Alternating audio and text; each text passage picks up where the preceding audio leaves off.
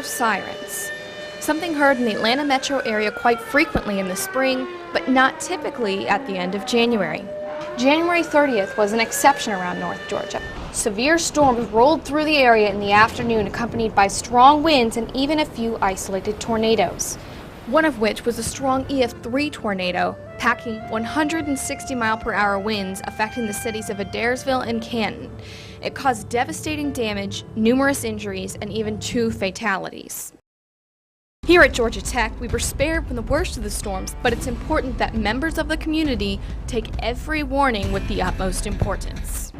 That's why I decided to go around campus and find out what students actually do to prepare for severe weather, the great resources that we have on campus, and how we should start preparing for the next time severe weather strikes. The first stop I went to is the Clough Undergraduate Learning Center to find out how students actually prepared for the severe weather on January the 30th. Here's what they had to say. I guess I knew there was going to be a severe thunderstorm, and I just expected a lot of rain, maybe flooding, which is typical for Atlanta, I guess, but I didn't think there would be a tornado. I packed up my valuable stuff like my laptop and just important documents, like legal documents such as like my licenses, birth certificates, or whatever the case may be. Just if stuff does get destroyed, I have everything I do need to get in touch, to touch base. I am not from the South at all, and I didn't realize that tornadoes are such a big deal down here.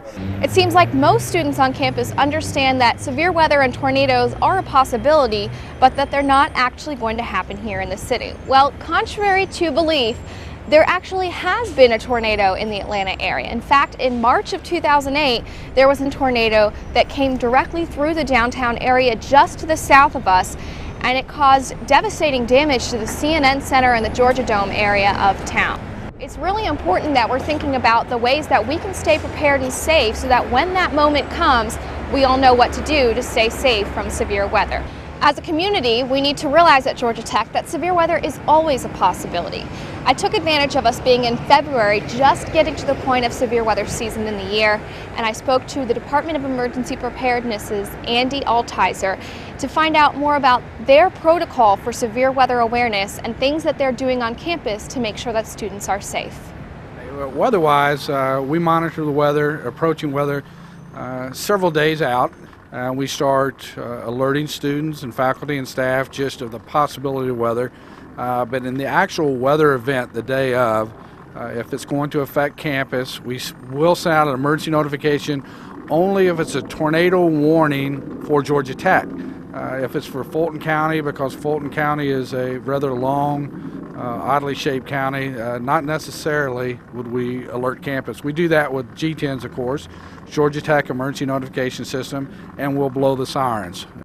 If there is a tornado watch for the area, it just means the conditions are favorable for severe weather and possible tornado. And at that time, we just want people to be aware of that and to know where to go if it goes to a warning. If we do issue a tornado warning, we simply want people to go indoors, go to the lowest level possible away from glass. After the tornado a couple years ago in Alabama, we decided that we would identify storm shelter areas in most of the building. We've asked the building managers to do that. They're also on our web page identified where they're located. They're probably in a good portion of the buildings now. We want people to walk past them and see them, so if we do issue a tornado warning, they'll know where to go. G10s, it's easy. They just go to Passport, put in their cell number.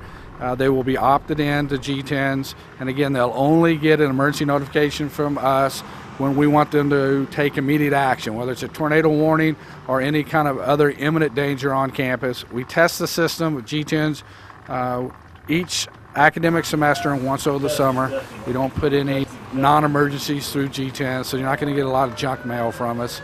And of course, we test the siren warning system the first Thursday of the month at 11 a.m. It's a time to have your own plan, to know what to do for severe weather, whether it's a tornado warning, lightning, simply if there's lightning in the area. If you hear thunder, go indoors. And the other severe weather, just be aware of your surroundings, and any threatening weather, go inside. If you have questions, call us.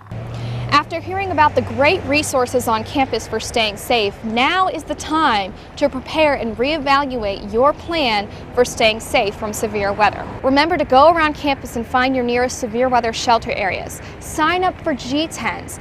And you can also think about getting a NOAA weather radio. And most importantly, you always need to be prepared to take action. This concludes my special edition of Weather Buzz on severe weather awareness.